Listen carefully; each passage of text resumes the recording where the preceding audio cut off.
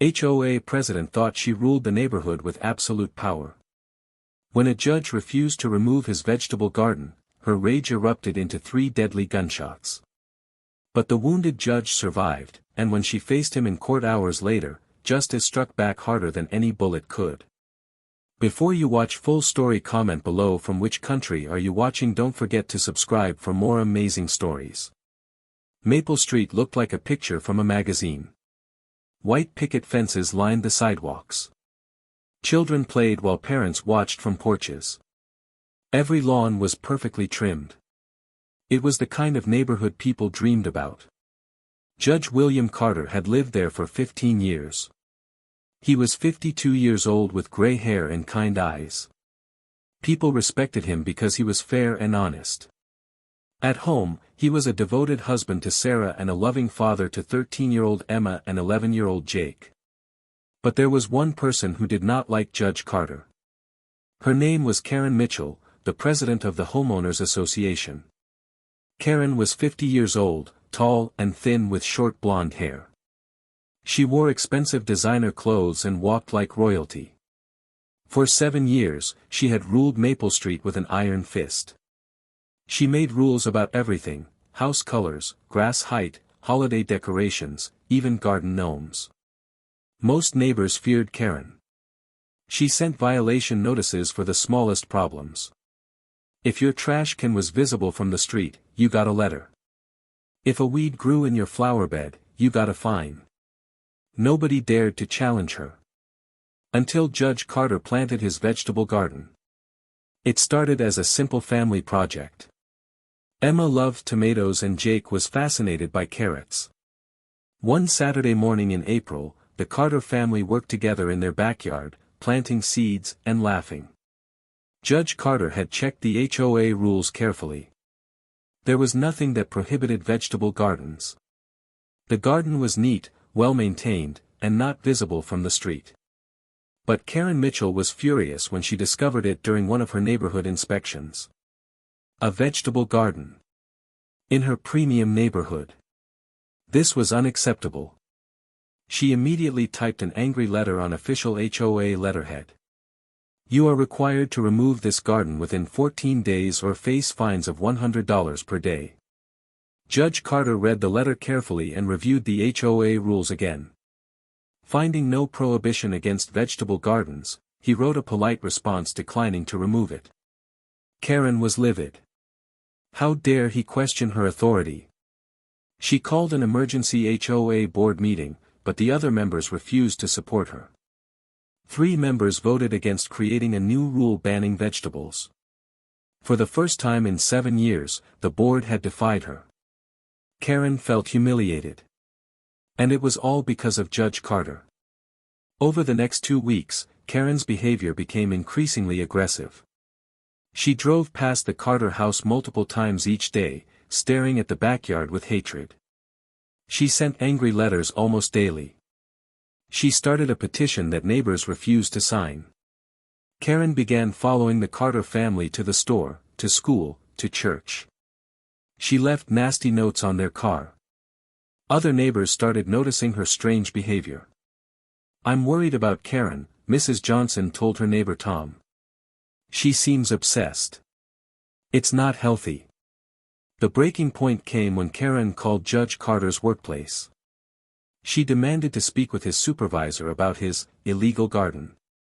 The chief judge politely explained this was a private dispute and hung up. When Judge Carter learned about the call, he phoned Karen to arrange a meeting. We're neighbors. We should work this out peacefully. Remove that garden or face the consequences. Karen screamed and hung up. That night, Karen went to her closet and pulled out a small handgun her father had given her. Her hands shook as she loaded it. He thinks being a judge makes him better than me, she muttered. I'll show him what happens when you cross Karen Mitchell. The next morning was beautiful and clear. At 9 o'clock, Judge Carter was in his backyard with Emma and Jake, teaching them how to tie up tomato plants. Sarah was inside making breakfast. Karen had been standing at her bedroom window for an hour, watching them and working up courage. The gun felt heavy in her jacket pocket. At 9:30 a.m., she walked out of her house and marched across the street. Her heart pounded, but her mind was made up. Judge Carter looked up when he heard footsteps. "Good morning, Mrs. Mitchell." "Beautiful day, isn't it?" Karen didn't answer. Something in her expression made Judge Carter nervous. 20 years as a judge had taught him to read people. "Kids, go inside and help Mom," he said gently.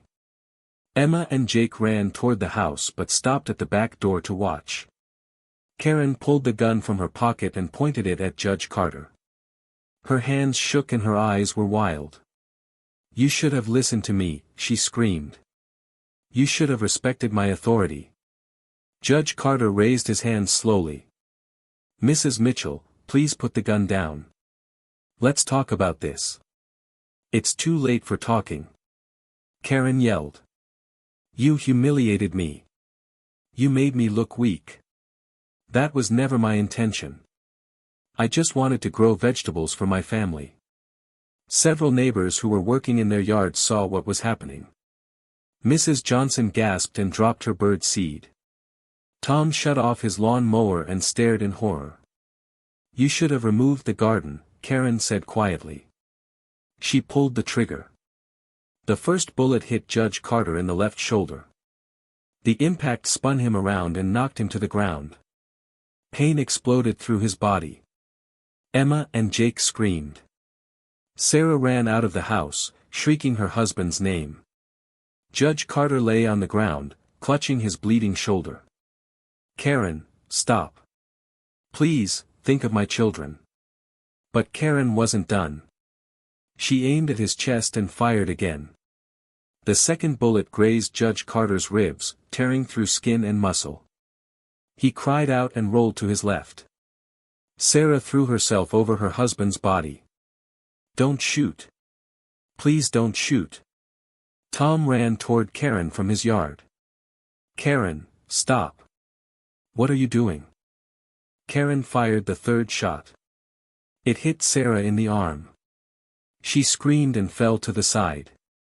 Now both Judge and Sarah Carter lay bleeding on the grass where they had planted vegetables just weeks before. Tom tackled Karen from behind and twisted her wrist until she dropped the gun. Karen didn't fight. The rage had drained out of her, leaving only emptiness. In the distance, sirens wailed. 3 ambulances and 6 police cars arrived within minutes. Paramedics rushed to Judge Carter and Sarah, checking vital signs and bandaging wounds. "We need to get them to the hospital now," the lead paramedic said. "The shoulder wound is serious." They loaded the Carters into separate ambulances. Emma and Jake rode with their mother, crying and terrified. Police officers handcuffed Karen and led her to a patrol car. She sat on the curb, staring at her hands, unable to comprehend what she had done. A detective read her rights. "Karen Mitchell, you are under arrest for attempted murder." At County General Hospital, surgeons worked on Judge Carter for 3 hours. The bullet in his shoulder had shattered bone and torn through muscle. Sarah's injury was less serious, but she would need physical therapy.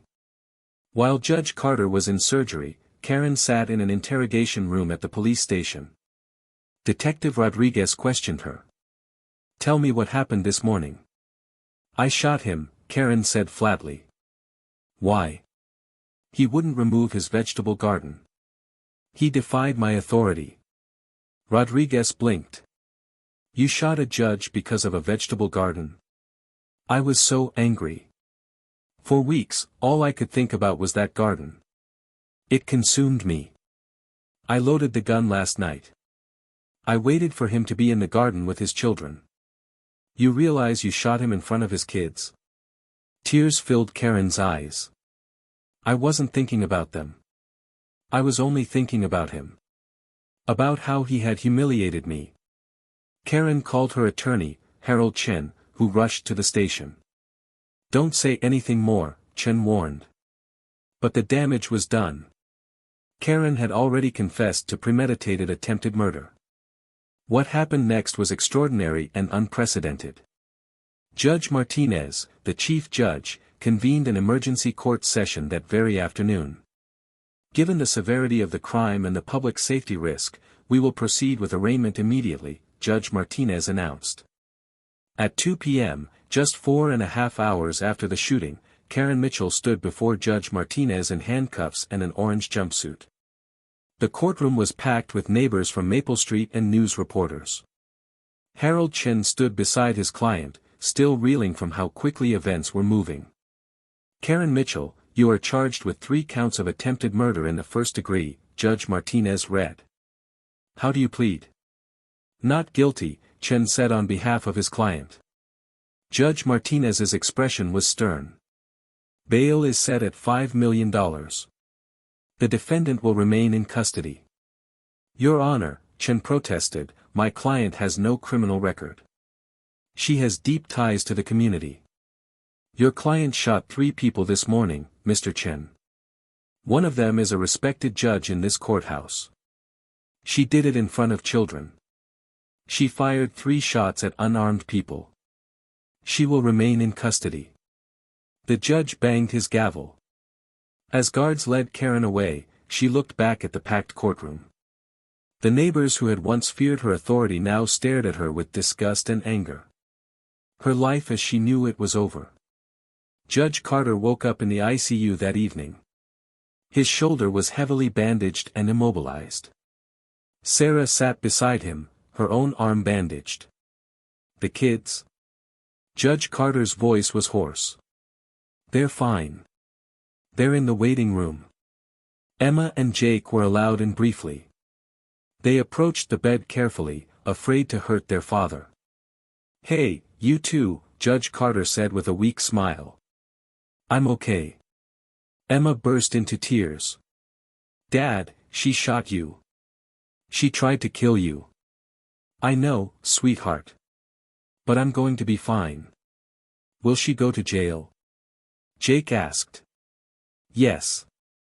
She will definitely go to jail. The family talked quietly for a few minutes before the nurse made the children leave. Judge Carter needed rest, but his mind was racing. 3 gunshots had changed everything. 3 months later, the trial began. The prosecution's case was overwhelming. Multiple witnesses had seen the shooting. Karen had confessed to planning it. The evidence was irrefutable. District Attorney Gonzalez presented witness after witness. Mrs. Johnson testified about seeing Karen shoot Judge Carter. Tom testified about tackling her. Detective Rodriguez testified about Karen's confession. The most powerful testimony came from Judge Carter himself. He walked slowly to the witness stand, his shoulder still stiff from the injury. When I saw the gun, I knew I was in serious danger, Judge Carter said calmly. I tried to de-escalate. I tried to talk her down. But she was beyond reason. She was consumed by rage. Sarah Carter testified with tears in her eyes about watching her husband get shot and throwing herself over his body.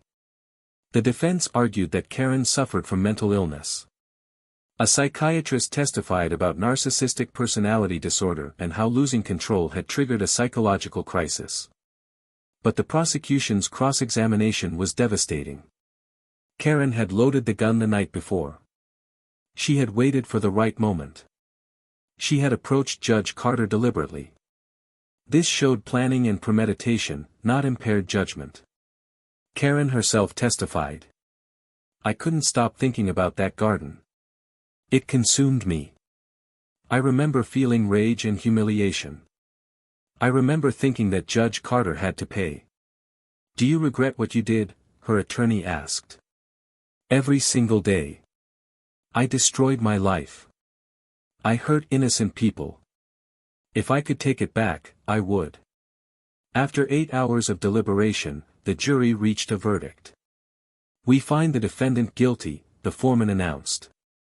Karen gasped and covered her face with her hands. She had been found guilty on all 3 counts of attempted murder. 2 weeks later, Karen returned for sentencing. Sarah Carter gave a victim impact statement. Karen Mitchell changed our lives forever. My children have nightmares. My husband will never regain full use of his shoulder. We will carry this trauma forever. Emma spoke next. I used to love our garden. Now I can't look at it without seeing my father bleeding on the ground. Mrs. Mitchell shot our whole family. She took away our feeling of safety. Judge Carter spoke last.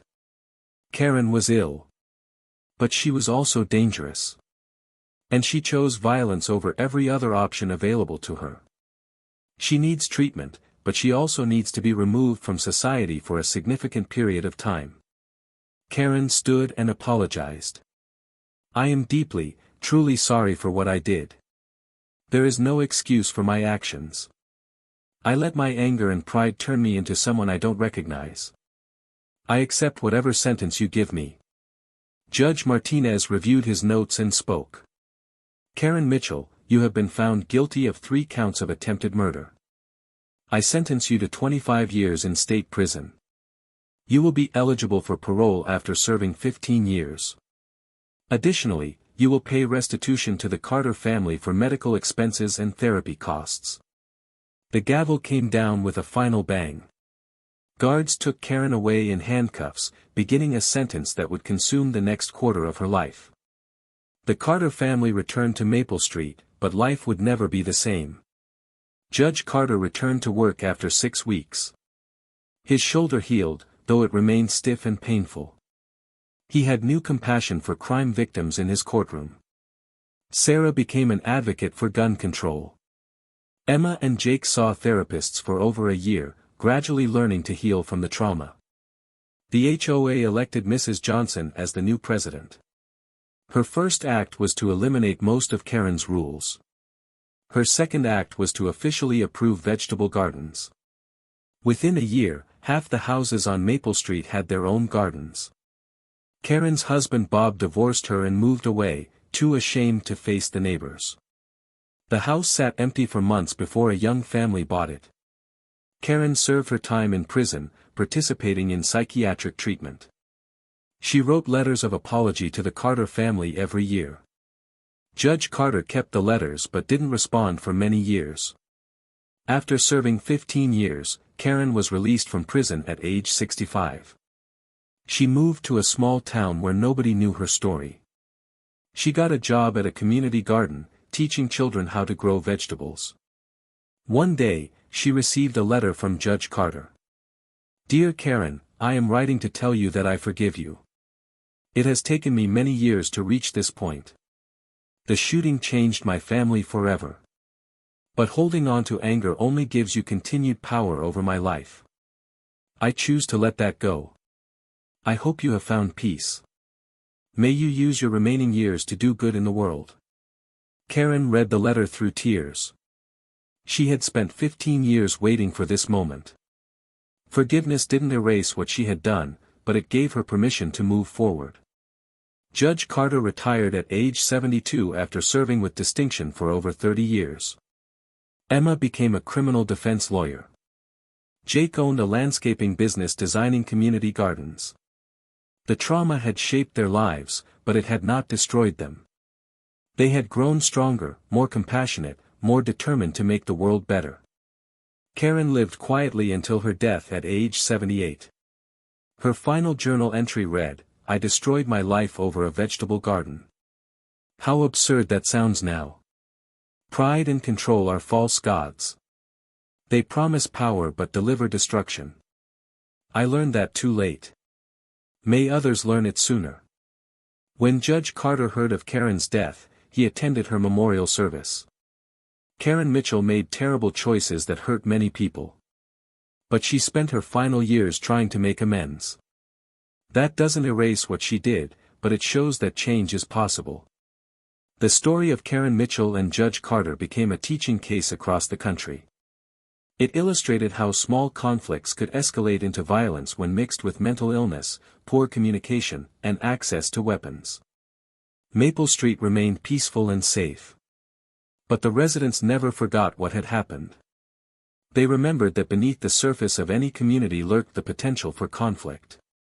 Most importantly, they learned that it wasn't rules or authority or control that made a community strong. It was kindness, compassion, and the willingness to treat others with dignity and respect. The vegetable garden that started it all still grew in the Carter backyard, tended by Judge Carter's grandchildren. Every harvest reminded the family of how far they had come from that terrible Saturday morning when 3 gunshots changed everything. 5 years after the shooting, Maple Street had become something entirely different from what Karen Mitchell had tried to create. The neighborhood that once lived in fear of violation notices and fines had transformed into a model of community cooperation and support. Mrs. Johnson's leadership style was the opposite of Karen's. Instead of sending threatening letters, she knocked on doors with cookies. Instead of demanding compliance, she asked for input. Instead of rules, she promoted guidelines based on respect and common sense. The neighborhood garden program that started with Judge Carter's vegetable patch had expanded dramatically. Nearly every house now had some kind of garden. Some grew vegetables, others grew flowers, and some had herb gardens. The children of Maple Street formed a garden club that met every Saturday morning. Young Emma Carter, now 18 and preparing for college, led the garden club. She taught younger children the same lessons her father had taught her, though the memories were still painful. Every time she showed a child how to plant a tomato seedling, she remembered that terrible morning. But she chose to honor the good memories rather than let the bad ones consume her. Jake Carter, now 16, had started a business mowing lawns and maintaining gardens for elderly neighbors. He employed 3 other teenagers and donated 10% of their earnings to a gun violence prevention charity in his mother's name. What Karen had meant for evil, the Carter children had turned into something positive. Sarah Carter's advocacy work had grown beyond anyone's expectations. She traveled to schools across the state, speaking to students about conflict resolution and the dangers of unchecked anger. Her message was simple but powerful: words can hurt, but bullets destroy forever. Karen Mitchell was not a monster, Sarah would tell her audiences. She was a woman who let her need for control poison her mind until she couldn't think clearly. She had access to a gun when she should have had access to therapy. That's a failure of our society, not just her personal failure. Sarah's speeches were often followed by moments of silence as students processed her words. Many young people came up to her afterward, sharing their own struggles with anger or telling her about family members who needed help. Judge Carter himself had become a different kind of judge. The shooting had changed how he viewed the people who appeared before him. He understood now, in a way he never had before, how quickly a life could spiral out of control. When defendants stood before him charged with crimes of passion or rage, he saw Karen Mitchell. When victims testified about trauma and fear, he saw his own family. This didn't make him soft on crime, but it made him more thoughtful about sentencing and more willing to recommend treatment alongside punishment. He started a program in his courthouse called Second Chances. It allowed first-time offenders with mental health issues to receive treatment instead of jail time, provided they completed the program and stayed out of trouble. The program had a 70% success rate, far better than traditional incarceration. Inside the women's state prison, Karen Mitchell was living a life she could never have imagined. The woman who once ruled a neighborhood with expensive clothes and a sharp tongue now wore a gray uniform and worked in the prison laundry. The first year was the hardest. Karen struggled with the loss of her freedom, her status, and her identity. She had been somebody on Maple Street. In prison, she was just another inmate, a number, a person who had committed a terrible crime. But the mandatory psychiatric treatment began to break through her defensive walls.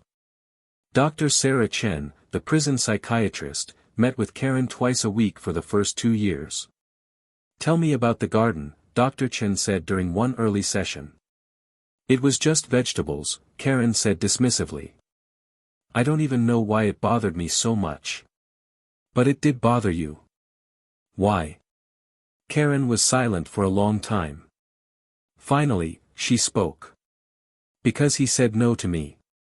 Nobody ever said no to me. I was the HOA president. I made the rules. When Judge Carter refused to obey, it felt like my entire world was crumbling. Your sense of self was based on control." "Yes, Karen whispered. If I wasn't in control, then who was I?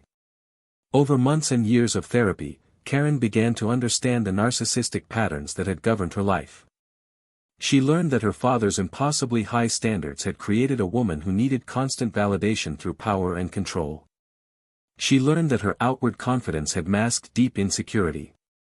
The breakthrough came in her third year of incarceration. Karen was working in the prison garden, a program that taught inmates agricultural skills. As she knelt in the dirt planting tomato seedlings, the irony struck her so hard she began to laugh and cry at the same time. I shot a man over a vegetable garden, she said to the inmate working beside her. And now I'm growing vegetables in prison. God has a sense of humor. The other inmate, a woman named Rosa who was serving time for assault, looked at Karen with sympathy. At least you can see it now. That's more than most people here can do. Karen joined a victim empathy group inside the prison. Once a month, victims of various crimes came to speak to inmates about how those crimes had affected their lives. Karen heard from people who had been shot, stabbed, beaten, and traumatized. Each story reminded her of what she had done to the Carter family. She began writing letters to Judge Carter and his family. The first letters were stilted and defensive, still making excuses. But as the years passed and the therapy continued, the letters became more honest and heartfelt. Dear Emma, one letter read. You were 13 when I shot your father in front of you. I was so consumed by my own rage that I didn't think about what witnessing violence would do to a child. I destroyed your sense of safety. I made you afraid in your own backyard. There are no words adequate to express my sorrow. I don't expect forgiveness. I just want you to know that I see now what I did to you, and I am truly sorry. Karen sent similar letters to Jake, to Sarah, and each year on the anniversary of the shooting, to Judge Carter himself. She never received responses, but she kept writing. It was part of her healing process. In her 10th year of incarceration, Karen received a surprise. She was called to the visiting room and told she had a visitor. She assumed it was her attorney with paperwork for her upcoming parole hearing. Instead, she found Emma Carter sitting on the other side of the glass partition. Karen's hands shook as she picked up the phone. Emma, now 23 years old and in her second year of law school, looked so much older than the frightened 13-year-old who had watched her father get shot. Hello, Mrs. Mitchell, Emma said. Her voice was steady but not cold. Emma, Karen breathed. I never expected. Why are you here? I'm studying restorative justice in law school, Emma explained. It's a process where victims and offenders meet to discuss the crime and its impact. My professor suggested I might benefit from meeting you, if I felt ready. I wasn't sure I was ready, but I decided to try. Karen's eyes filled with tears. I've written you so many letters. I know. I've read every one. I'm so sorry, Karen said, her voice breaking. I'm so sorry for what I did to you, to your family. You were just a child. I know you're sorry, Emma said. I can see it in your letters. That's part of why I came. I needed to see if your remorse was real or just words on paper. It's real, Karen insisted. Every day I wake up and remember what I did. Every day I wish I could go back and make different choices. But I can't. All I can do is try to be a better person now. Emma nodded slowly. I've spent 10 years angry at you. Angry and afraid. I've had nightmares. I've been in therapy. I've struggled to trust people. What you did changed the trajectory of my entire life. I know, Karen said quietly. But holding on to that anger was poisoning me, Emma continued. My therapist helped me understand that forgiveness isn't about you. It's about me. It's about releasing the hold you have on my life. Karen was crying now, tears streaming down her face. You don't owe me forgiveness. I'm not doing it for you, Emma said firmly. I'm doing it for me. I'm here to tell you that I forgive you, Mrs. Mitchell. Not because you deserve it, but because I deserve peace. The two women sat in silence for a moment, both crying. Then Emma spoke again. I want you to know something else. I'm going to be a lawyer because of what happened. I want to help people resolve conflicts before they escalate to violence. I want to reform the criminal justice system so it focuses on rehabilitation instead of just punishment. In a strange way, your crime gave me purpose. Karen nodded, unable to speak through her tears. I hope you find peace too, Emma said. I hope when you get out of here, you use your experience to help others. Don't let my father's suffering be for nothing. Emma stood up to leave. Karen pressed her hand against the glass. Thank you, she whispered. Thank you for seeing me as human. Emma pressed her hand against the glass from the other side. We're all human, Mrs. Mitchell. That's the lesson in all of this. We're all capable of terrible things when we lose sight of our humanity. But we're also all capable of growth and change. After Emma left, Karen returned to her cell and wept for hours. But these were different tears. They were tears of gratitude and hope, not just shame and regret. After serving 15 years, Karen appeared before the parole board. She was 65 years old now, her hair completely gray, her face lined with age and regret. The hearing room was small and austere. 3 parole board members sat behind a long table. Judge Carter sat in the gallery, along with Sarah. Emma had offered to come, but Judge Carter told her it wasn't necessary. The board chairman reviewed Karen's file. Ms. Mitchell, you've been a model prisoner. You've completed all required therapy. You've participated in victim empathy programs. You've worked in the prison garden and taught other inmates. Your behavior has been exemplary. Thank you, Karen said quietly. However, you committed a very serious crime. You shot 3 people, including a sitting judge. Why should we release you? Karen took a deep breath. I can't undo what I did. I can't give Judge Carter back his full shoulder mobility. I can't give his children back their innocence. I can't give Sarah back her sense of safety. Those things are gone forever because of my actions. But I am not the same woman who fired those shots. That woman was sick, consumed by pride and the need for control. I've spent 15 years in therapy learning to understand what drove me to such violence. I've learned that my value as a person doesn't come from having power over others. If you release me, I won't go back to Maple Street. I won't seek any position of authority. I want to work with at-risk youth, teaching them about anger management and the consequences of letting rage control their actions. I want my story to be a warning to others. The board members conferred quietly. Then the chairman spoke. We're going to grant parole with conditions. You will remain under supervision for 5 years. You will continue therapy. You will perform 200 hours of community service annually. And you will have no contact with the Carter family unless they initiate it. I understand, Karen said.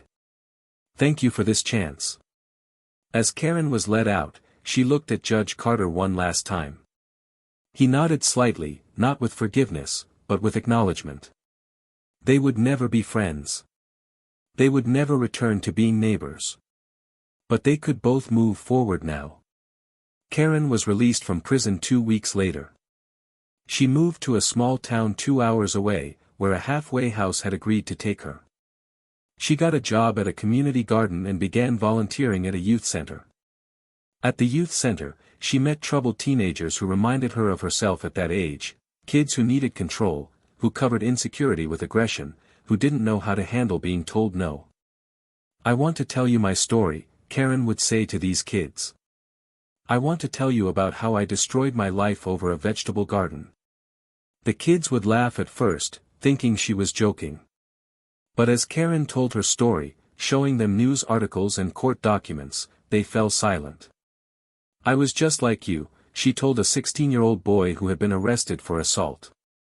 I couldn't handle anyone challenging my authority. I let my anger control me. And I ended up in prison for 15 years. 15 years. I lost everything over pride and the inability to walk away from a conflict. Some kids listened, some didn't.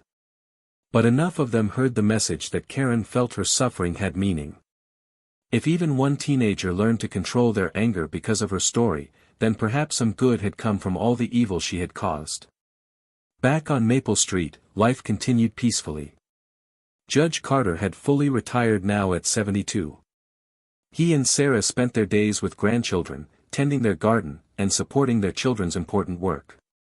The house where Karen Mitchell had lived was now home to a wonderful family who knew nothing of its dark history. Their children played in the backyard where Karen had once paced with rage. Their laughter had replaced her anger. On quiet evenings, Judge Carter would sit on his porch and reflect on everything that had happened. The shooting had been the worst day of his life, but it had also taught him profound lessons about justice, mercy, and the human capacity for change. He pulled out Emma's latest letter and read it again. She was graduating from law school at the top of her class. She had accepted a position with a nonprofit that provided legal services to mentally ill defendants. His daughter had taken trauma and turned it into purpose. Jake's landscaping business was thriving. He had started a program that hired formerly incarcerated people and taught them job skills. His mother's advocacy work had led to new state legislation requiring better mental health screening for gun purchases. From terrible violence had come meaningful change. That was the real ending to the story of Maple Street. Not that evil was defeated, but that good people had refused to let evil have the final word. 25 years after the shooting, Judge Carter stood in his backyard on a warm spring morning. He was 77 now, moving slower but still sharp-minded. The garden had been replanted dozens of times over the years, each generation adding their own touch. His granddaughter Sophie, Emma's daughter, was planting tomato seeds in the same spot where her grandfather had been shot all those years ago. She was 8 years old and knew the story, simplified and age-appropriate, but she knew. "Grandpa, why did the mean lady shoot you?" Sophie asked innocently. Judge Carter knelt beside her, his old shoulder aching from the movement. "She was very sick in her mind, sweetheart. She forgot that people are more important than rules. She forgot that gardens are meant to bring joy, not anger." "Did she ever say sorry?" "Yes, many times." "And your mother forgave her. Was that hard?" Judge Carter smiled. "Very hard. Forgiveness is one of the hardest things humans can do. But it's also one of the most important. When we forgive, we set ourselves free." Sophie thought about this as she patted dirt around a seedling. "I'm glad you didn't die, Grandpa." "Me too, sweetheart." "Me too." That afternoon, a letter arrived in the mail. It was from Karen Mitchell, now 90 years old and living in a nursing home. Her handwriting was shaky but readable. "Dear Judge Carter, I am writing what will likely be my final letter to you. The doctors say I don't have much time left. I want to thank you for the grace you showed me, even when I deserved none. I want to thank Emma for her forgiveness, which changed my life.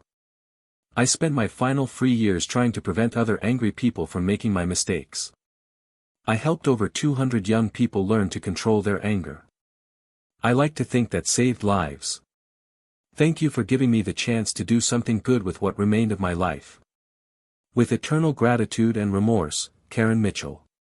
Judge Carter folded the letter carefully and placed it in a box with all the others. Then he returned to the garden where his granddaughter was working, the spring sun warm on his face, grateful for every moment of the life that Karen's bullets had almost taken away. Justice was served. Truth prevailed. Healing happened. And life, always resilient and hopeful, went on.